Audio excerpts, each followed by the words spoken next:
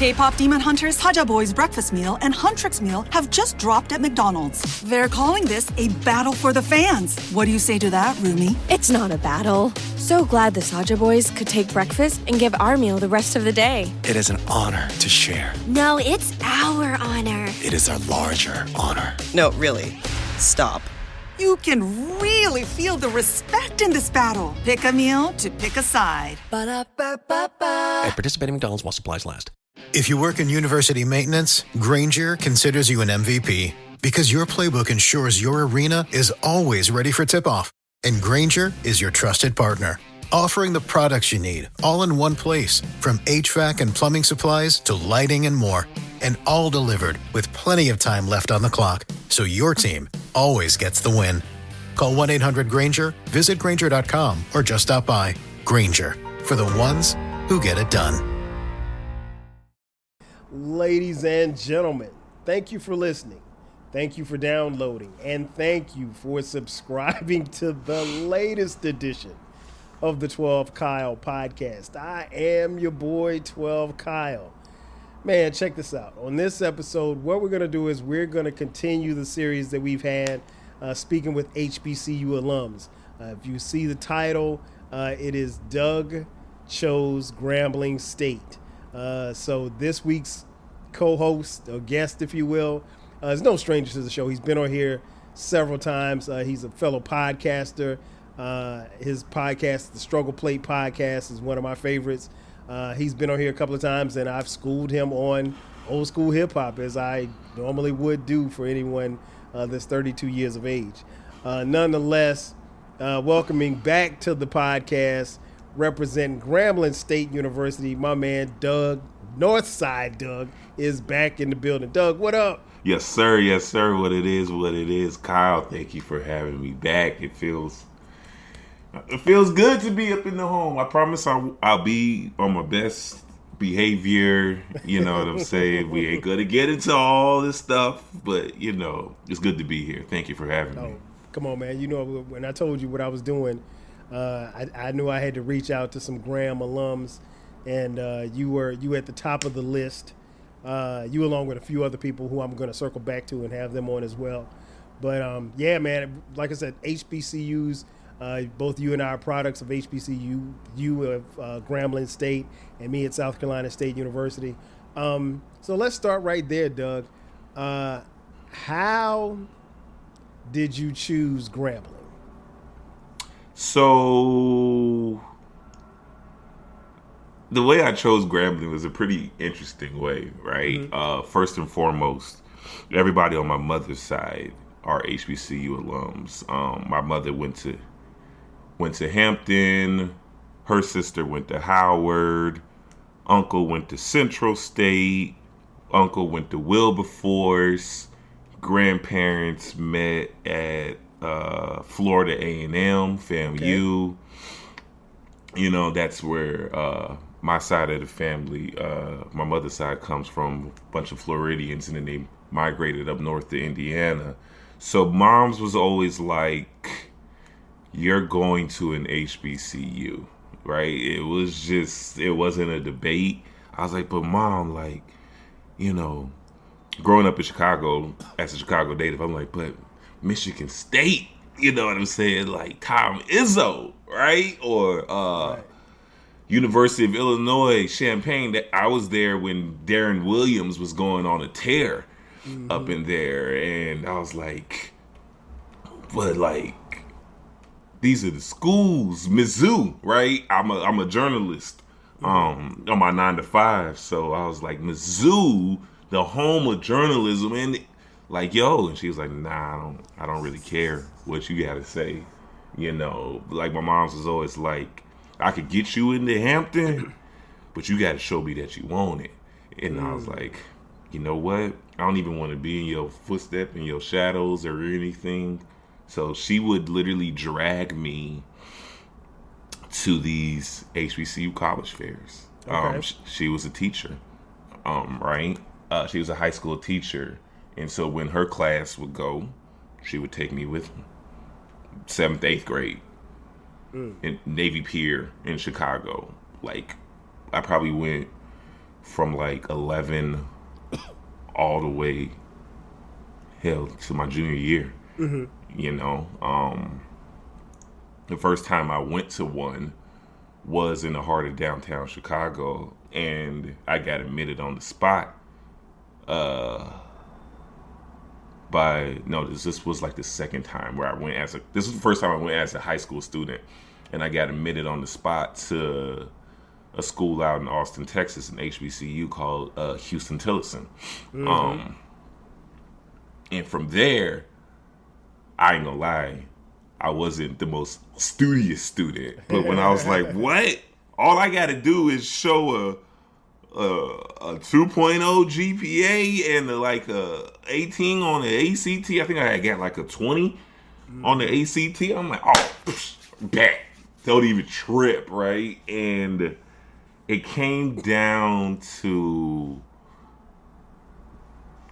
funny enough, our rivals, Grambling and Southern. It literally came down to Grambling and Southern. Say word. Because I was looking for the best HBCU baseball teams. Okay. And Grambling had a coach who just retired, and he was a long time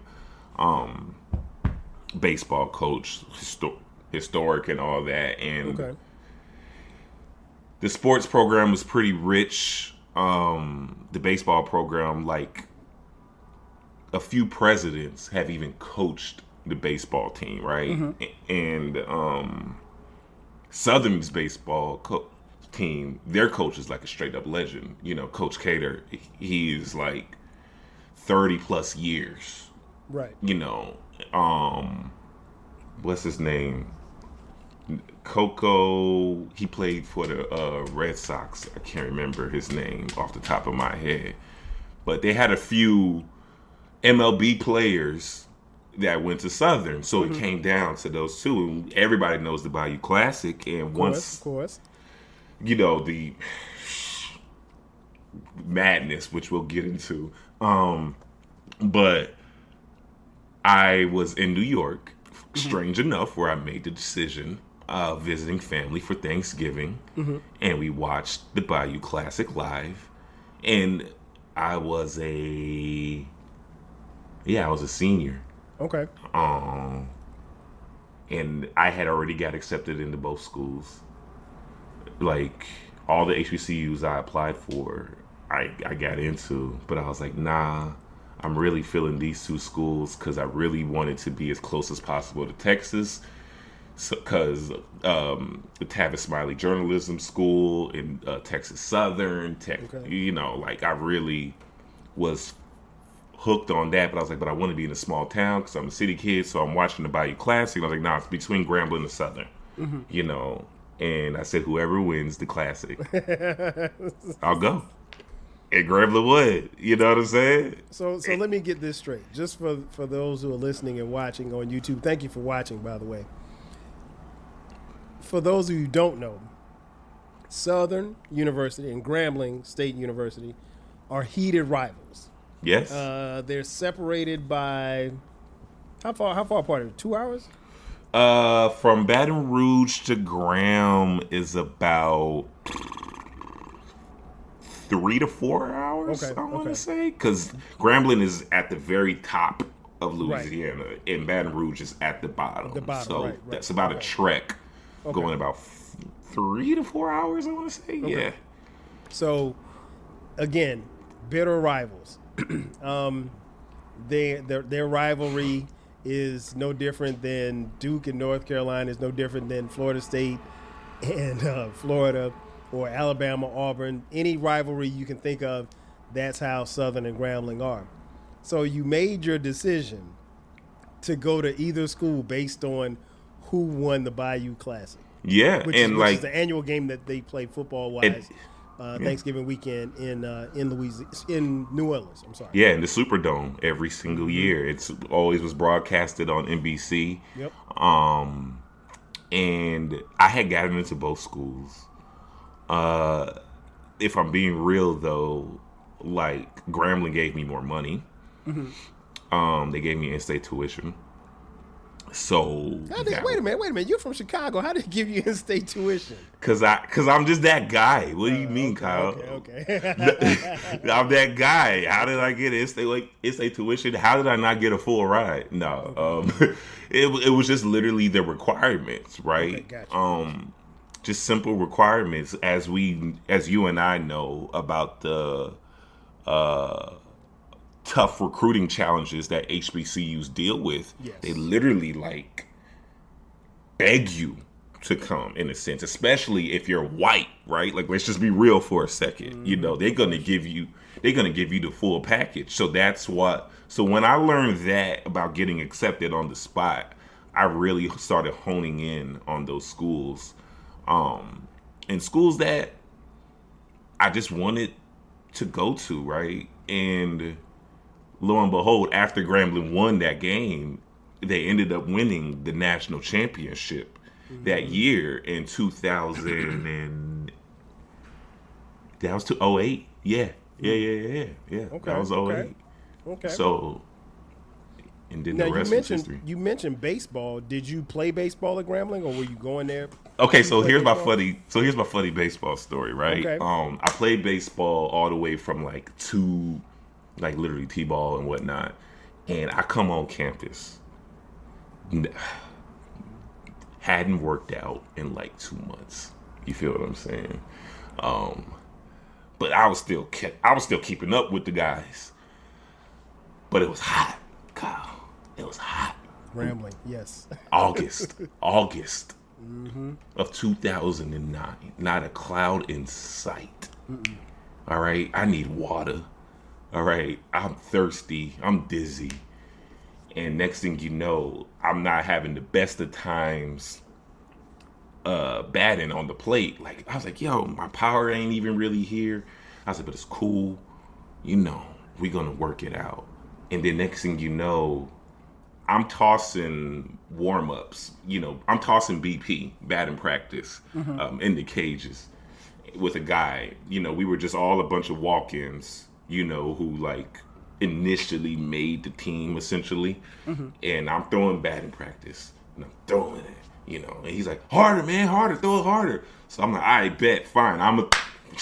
Heard you. I literally probably threw about, I think I was throwing 80 at that time. Okay. 80 miles per hour. Maybe 75 to 80. I can't remember. But either way, I threw it at him. He hits it right back at me. Breaks my forearm. Damn. I was like, oh. And I was like, you know what? We good, y'all. We good. That's my bad. My hand-eye coordination ain't where it's supposed to be. So I had no issues with it, ultimately. I knew I wasn't going to make the MLB. I just wanted to play. And, yeah. So that's my baseball story. It's really hilarious. So your baseball career ended that day? Literally that week. I would say that week. That first week. And I was like, damn. So this is what it's like when they say they separate the men from the boys, the strong versus the weak. And I was like, it's cool. I wasn't even tripping. Real quick.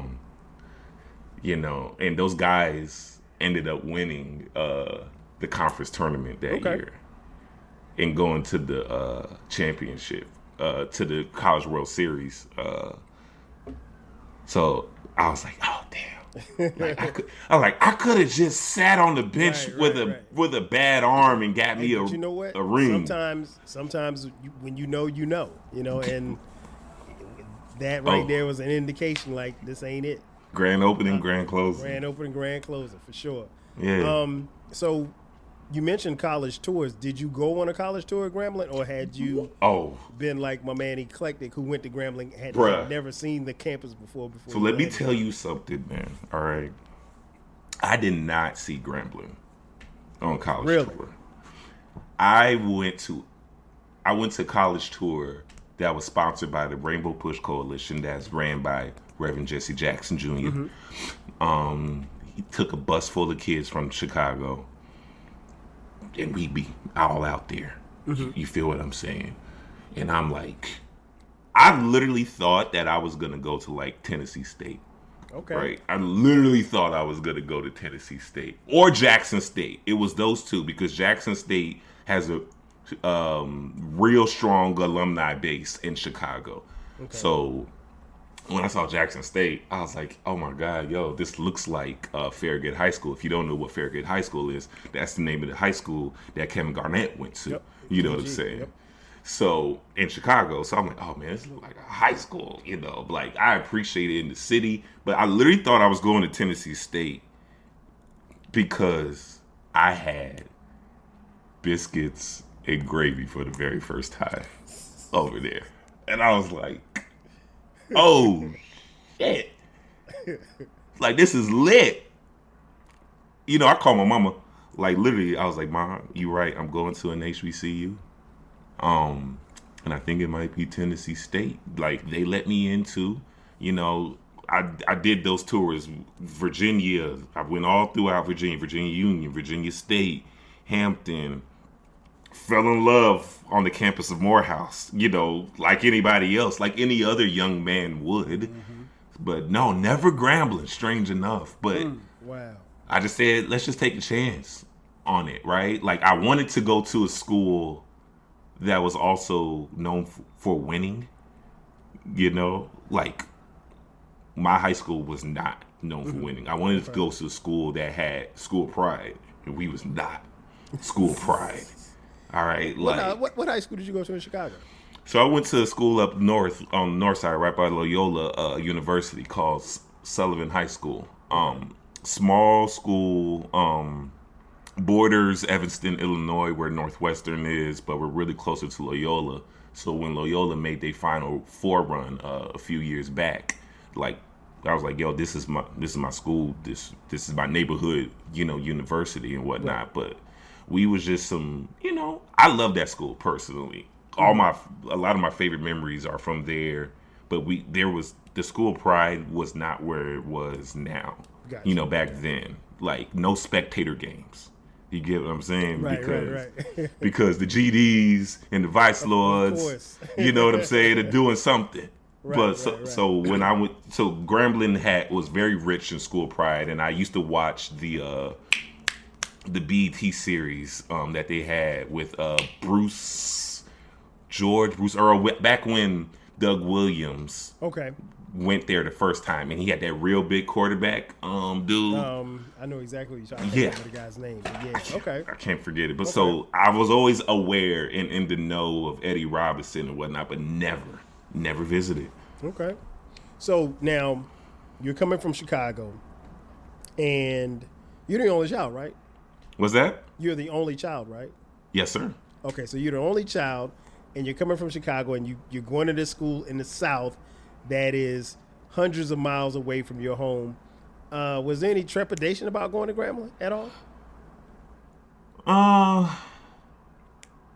Like you talking about just being hesitant? Yeah, as far as like just, you know, any concerns about being homesick or anything like that? Nah, like none really, because another addendum that my mother gave me was that I couldn't go to a school in the state of Illinois as well. And I never wanted to neither. I wanted to go out and see the whole world, you know, like Princess Jasmine. And I think the minute that day, the very first day where my parents dropped me off, I started getting a little hesitant, right? Too late now. Because at that point, they was gone. And I was like, oh, shit, this is bad, yo. You know, like, nigga, I'm in the sticks. Like, Grambling is in these sticks. Yes. There's nothing there. There is nothing. You feel me? You can't walk nowhere. You can't drive nowhere. And, like, mind you, it was great when I first got there because I went there for, like, a little freshman summer orientation and whatnot. Mm-hmm. And I was feeling it. And I was like, all right, cool, we here. And then when I get there, they opened up these brand new dorms for us. Mm-hmm. Brand new dorms constructed. Like, before our dorms, these dorm rooms were like apartment buildings, like literally made like, literally looked like New York City housing authorities. Okay. So they tore it all down, constructed these brand new apartments for me. So I'm excited. These dorms look like suites. I'm like, yeah, no community bathrooms up in here. We ain't doing none of that. And literally my dad takes a dump in my bathroom. I was so embarrassed. He had to go. I was like, yo. He's like, no, I had to go. You know what I'm saying? He had to go. I mean, it works. It works. Yeah, exactly. And he got to drive back to Chicago. Yeah. Yeah. So, I mean, it had to happen. But that was the only time I had a little bit of hesitation when they left, because I was like, yo, I'm on my own. But then they was like, yo, let's go to this little pep rally, right? And mind you, my best friend from high school, we went to Grambling together as well. Okay, that was going to be my next question. Was there any homies, anybody that you knew it? Yeah, my very best friend. Fresh. Okay, that's good. My best friend, so she was like, yo, let's go. Over here, I met some dudes, you know what I'm saying? They invited me to this joint. So we go to the pep rally in the men's gym, right? Because they had also just renamed the football stadium to Eddie Robinson Stadium, and they just created the Willis Reed's basketball stadium as well, right? So like, this is brand new. You feel what I'm saying? So I don't know about any of these HBCU struggles that y'all are talking about. And so you're new on the campus, so you wouldn't know. I wouldn't know none of it, right? I'm like, yo, this is great. I got light skin, dark skin, brown skin. It's cool, but I'm a little homesick. I'm surrounded by these New Orleans dudes that I don't know what they saying. And we go to the pep rally, and the band starts playing. I'm like, all right, bet. Because the band is world famous, all right? Drumline, that's us. And I still wasn't feeling it till they get to our chant, to our song. The little GS. I think I've heard it before. You, I thought you knew, right? And so I was like, okay, cool. This is all right. Then they say, I thought you knew, bitch. And I was like, oh shit, I'm home. I am home, ladies and gentlemen. Like, they cussing up in their theme songs. I was like, forget it. Homesickness gone. Forget about it. So, okay, so you're there, and you got your homegirl, and now you're starting to make friends. What stood out to you in your, not just your freshman year, but your time at Grambling? What were some of the things that really stood out about your experiences at Grambling? Definitely manners, right? Down south, Southern hospitality. I didn't really fully grasp that or understand, that when people were just saying, yo, you good? Like, they were genuinely asking, how are you doing? Because where I'm from, you ask somebody, you good? It's like, yeah, I'm good. You good? You know what I'm saying? Like, like, what we doing? Black pride, right? Because there was a time where I noticed that during my time in Grambling, that what I was experiencing and the people that I was dealing with, I'm not going to get that anywhere else, unless I go to another HBCU. But like, once I get into the real world, you know what I'm saying? Like, I realized how rare and unique it was to be truly surrounded by Black excellence. You know what I'm saying? In a world that promotes, white dominance, right? And that you have to link up with white people in order to get to where you need to go. Right. Like, that was completely debunked for me during my time there. I've met so many CEOs, right? Black CEOs, male and female, right? I met Chris Brown's longtime manager. She's a Grambling alum. You feel what I'm saying? Yeah, just Black pride really stuck out for me. It resonates on those campuses, man. It resonates on all HBCU campuses. So you get to Grambling. What was your major at Grambling? I was a mass communication major. Okay. Why did you choose mass comm? I just wanted to be in media, right? when I first got there, I thought that I was gonna be like some super serious, cool newspaper journalist who was just out on the beat writing a story. And then literally my public speaking teacher was like, yo, you should do like radio. And I was like, yeah, that's cool, but like I ain't trying to do all that. And then he's like, nah, you should do that. And so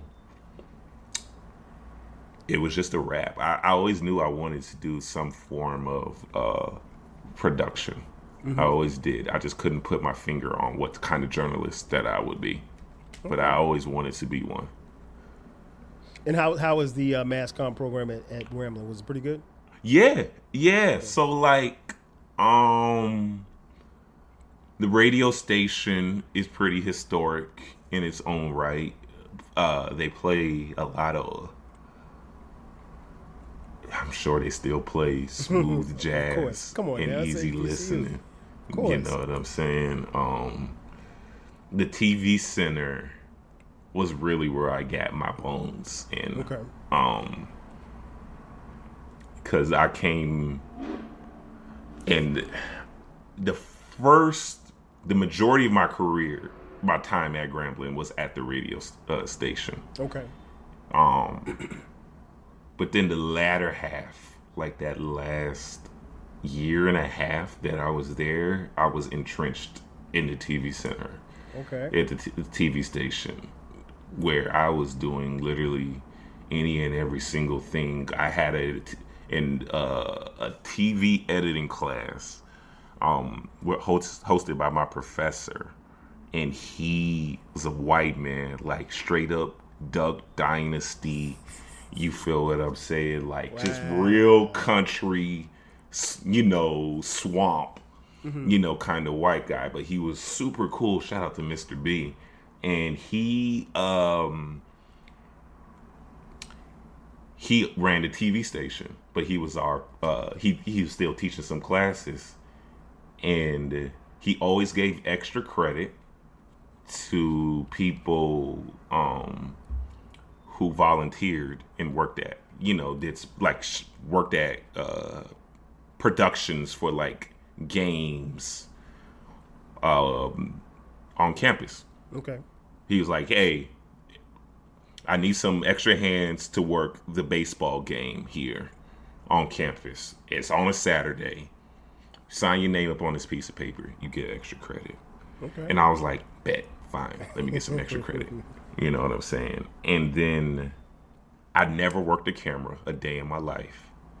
And I ended up like shooting the game, on the camera. And Grambling was playing Georgetown's baseball team.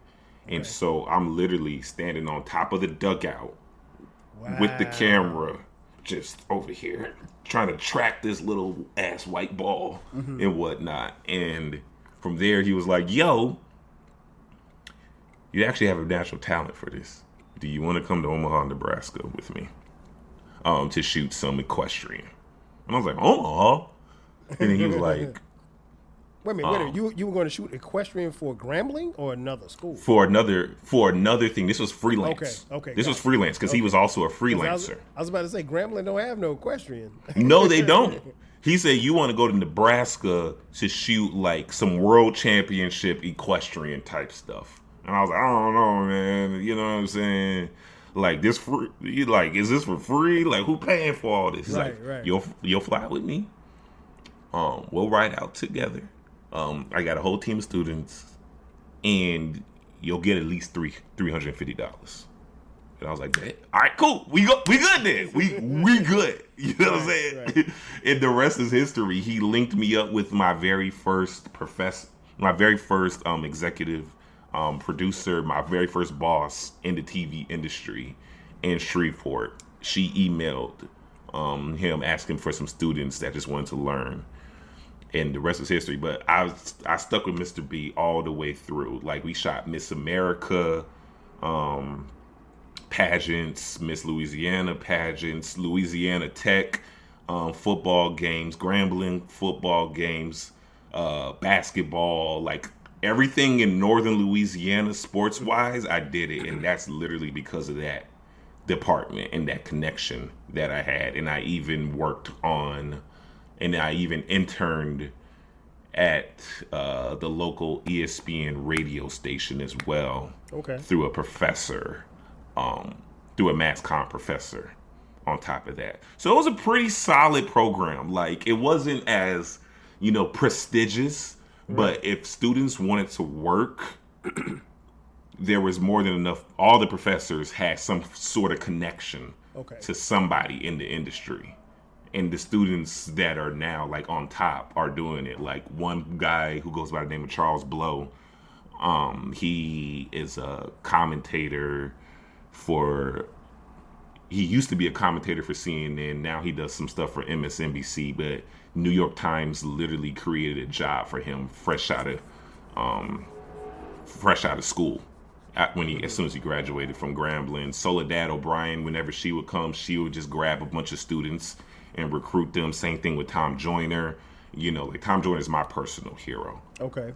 Like he's my hero. Like I chase that man down when he comes on campus. You know what I'm saying? So like, it's more about the connection that department really gave that I really, really loved and appreciated.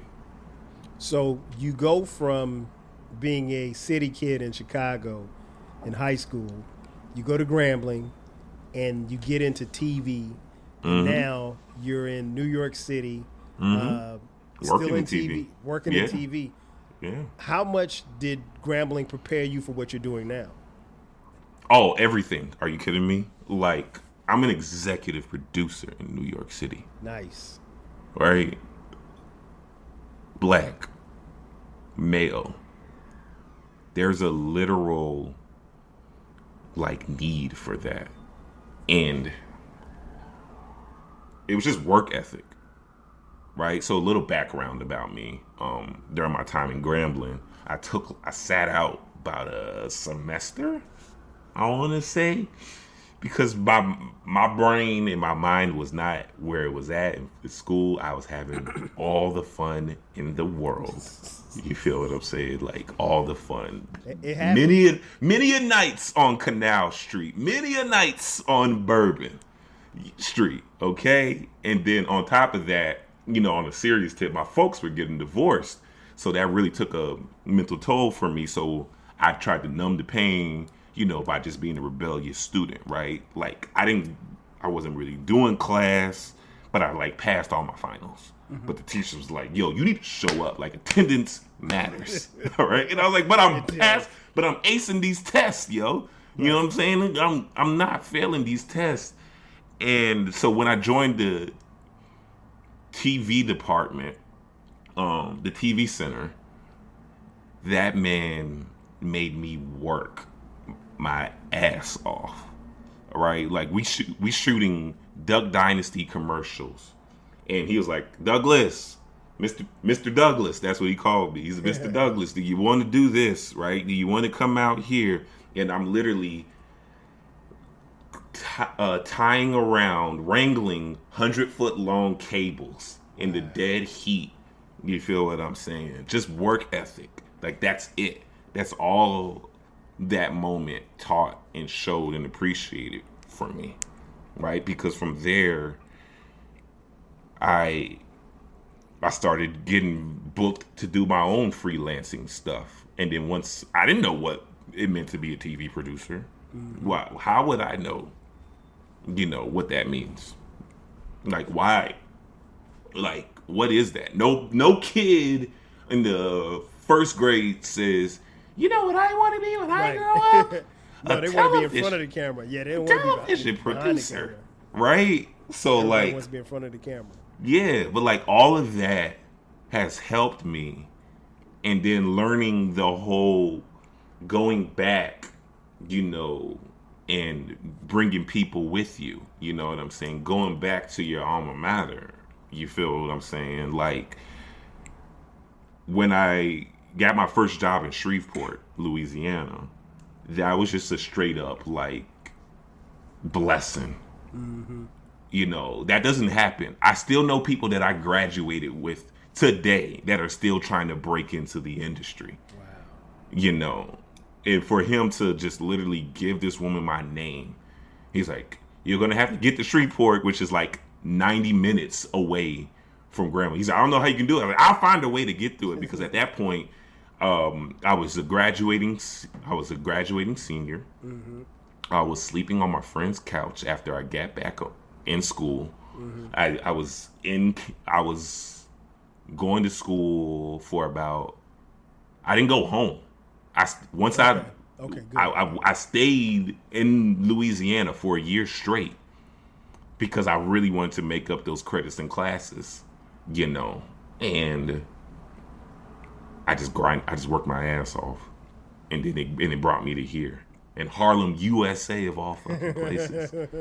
You know, and I never could have imagined that. And now I'm reaching out to that same professor, asking if he knows any young, hungry students who are looking for an opportunity as well. So I'm trying to pay it forward. That's the main thing that I've learned during my entire time in Grambling. Like, I always say I didn't really get to where I'm at because of what I know, but definitely because of who I know, for sure. And that started at Grambling?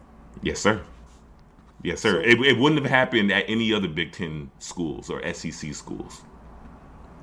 So given the fact that, like I said, you're a Chicago City kid, you go to Grambling, and then now you're in TV as a young black executive producer, do you get any feedback or any type of questions when people ask where you went to school and you tell them?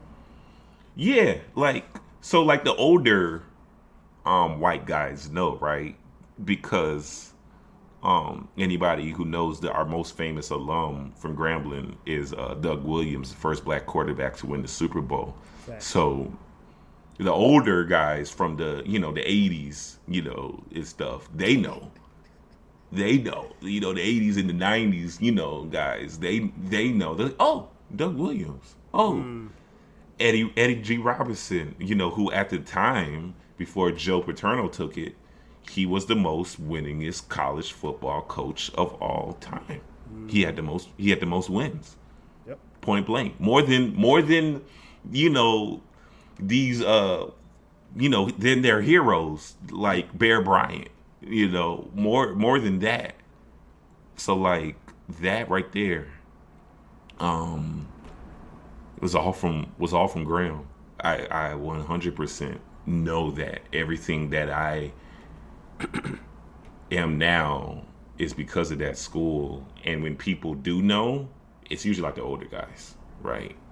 And they're like, "Oh, so you go to New Orleans all the time?" I'm like, yes, but not really, right? Because Dallas is actually closer to Grambling. Dallas is about 2 hours straight on I-20 to Grambling, while New Orleans is 6 hours. Like a good 6-hour ride that we would make. The top and the bottom of the state, you're right. Yes, like literally the bottom and literally the top. Like you go 15 minutes north in Grambling, you're in Arkansas. Yep. That's it. Crazy. Yeah. So, the next question I have for you, in your time at Grambling, obviously you accomplished a lot and you're a proud alum, but what would you say to I'm getting tongue-tied. What would you say to a prospective student who's looking to come to Grambling? Why should a kid that's in high school right now, why should they choose Grambling?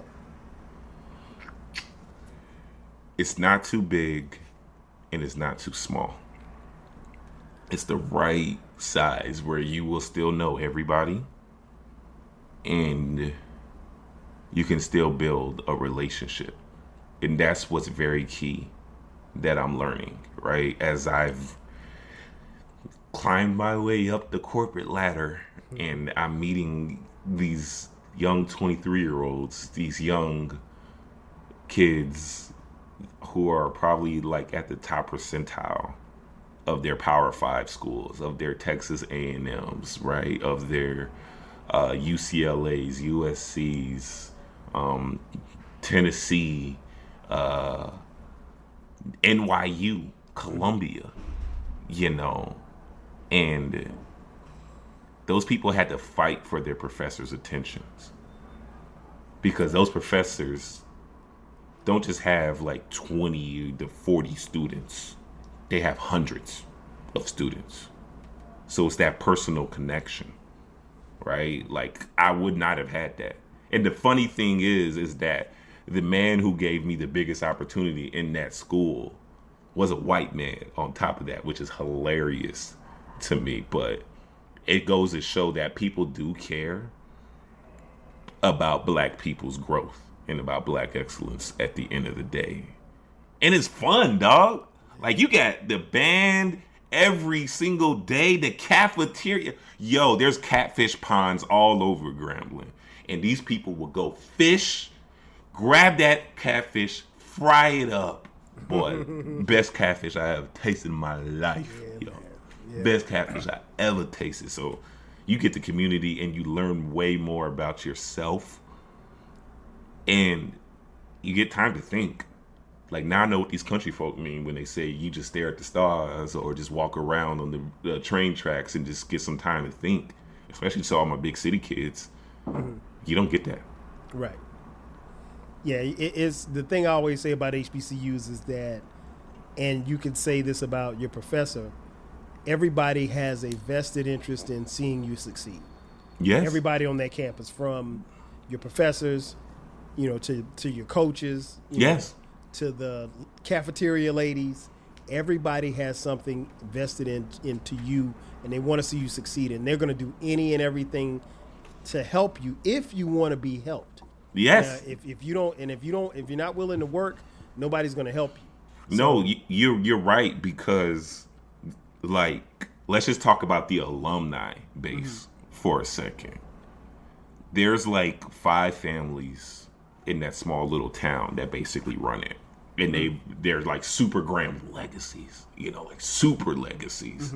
And my internship that I got at ESPN Radio was through an alum who went to the church that I was going to. Okay. And everybody knew who he was.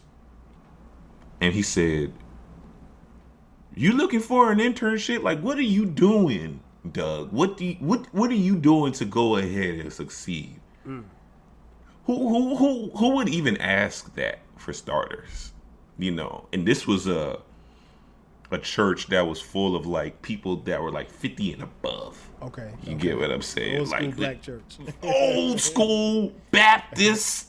All right, we baptize it in the name of the Father. MLK fan type church. And this was like Grambling's historical church, right? This is the church that the entire football team would go to during Eddie Robinson's days. This is the church where the first president was buried behind the church. You know what I'm saying? Like one of them real old school type of churches. Right.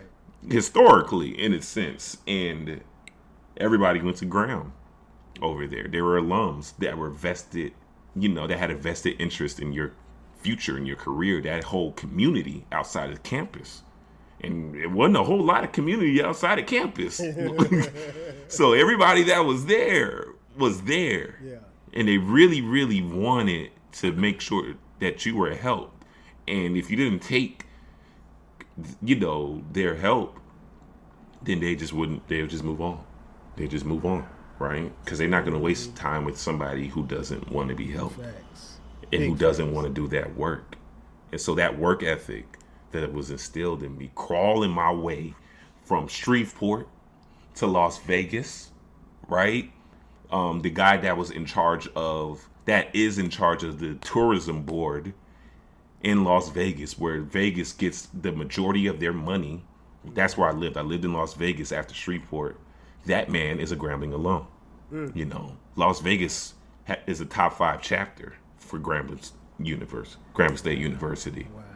Right? Like the DJ, there's this guy that organizes every single black HBCU functions that makes sure that these HBCUs come to Vegas to play UNLV basketball or football, he went to Grambling, right? And his very best friends were E40 and Erykah Badu, two people who went to Grambling, right? And he played a very integral part of their careers because they both dropped out after they performed at the talent show that he hosted. You get what I'm saying? Like after that, and they won it. They won the talent show. Erykah went back to Dallas, started working on Bag Lady, all that stuff. And E40 went back to the Bay, and the rest was history after that. So like from there, and then Denver, right? I lived in Denver, and a lot of alums ran, which is hilarious. You'll find this hilarious. They ran the Denver chapter for Rough Riders, the motorcycle gang. You know what I'm saying? Not surprised because bikes are real heavy out in Denver. Yes. Like, I didn't know this stuff, right? And the fact that Rough Riders was a thing. Rough Riders, right. It's still a thing in like 2019, 2020, 2021, and these were all people that had vested interest in our careers. And so I just try to pay it forward. Yeah, man. That's what it's all about. That's what it's all about. And that's one of the things that you learn at HBCUs. Like, when you get through that door, reach back and grab someone else. Or at least leave the door open. If you can't grab somebody else, leave the door open. Definitely, man. And again, I got to thank you for coming through, Doug. Of course. Thank you for having me. Man, come on, bro. You know how we do. Before we get out of here, Doug, tell folks where they can find you, where they can find the podcast, and all that good stuff. Yes, sir. So you can find the Struggle Play podcast every Monday, right? We break down songs. We talk music. It is a straight music podcast. And I break down songs that embodies an artist's passion, pleasure, and pain. It comes out every Mondays. We do bonus episodes, right? Like me and Kyle just recap Kendrick's Juneteenth pop out concert. Yes. You know what I'm saying? Where he literally popped out and showed niggas. Twitter and Instagram, you can find the Struggle Plate podcast. On Twitter, struggle_plate right now. That page is under some reconstruction, so we're in the middle of a whole rebrand this summer. Seeing where this takes us and seeing where it goes, but the Struggle Plate podcast is where it's at, and it's what you need to check out. No doubt. And you guys have been listening long enough. You should know where to find me, but if you don't, you can catch the 12 Kyle podcast. We drop new episodes every Thursday and every Sunday at midnight. If you want to follow me on the socials, it's at 12 Kyle, at 12 Kyle podcast across the board. Facebook, Twitter, Instagram, Threads, TikTok as well. We have clips. Also, we have a YouTube channel. You can watch on YouTube. We have audio as well as video on YouTube. And if you do check us out on YouTube, make sure that you hit the subscribe button and you hit the notification so you'll get notifications when the episodes come out. Also, if you would like to contribute to the show financially, hit us up on Cash App. Get that collection plate. Oh yeah, man! Listen, I got my hand out. $ TWELVEKYLE. And we also, if you look in the description box, you will see a line that says merch. Right under there, click that link.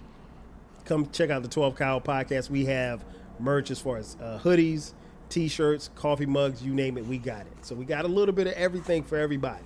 Again, I got to thank my man Doug for coming through. Once again, sir. I am your boy 12 Kyle. We'll catch you guys next time. 5,000.